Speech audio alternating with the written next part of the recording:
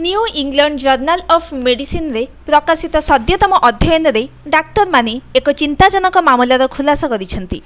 जड़े महिला विषय से कहिसेंती जी कि हेयर स्ट्रेटनिंग कराई सेलून फेरिबा परे किडनी समस्यार सम्मुखीन हेले। वैज्ञानिक माने महिला परिचय को सार्वजनीन करिनाहांती। अध्ययन अनुसार 26 वर्षीय महिला जनक सेलून में जून 2020, एप्रिल 2021 और जुलाई 2022 मसीह हेयर स्ट्रेट कराइथिले। पूर्वरु तांकर कौनसी स्वास्थ्य समस्या नथिला, किंतु प्रतिथर सेलून हेयर स्ट्रेट कराइबा परे से स्वास्थ्य रे प्रतिकूल लक्षण अनुभव करबाको लागिले। बांती, डायरिया, ज्वर, पिठरे जंत्रणार सम्मुखीन हेले।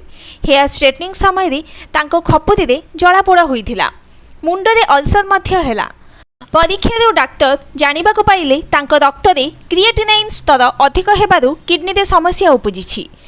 किडनी रे संक्रमण किंबा ब्लॉकेज लक्षण नथिबा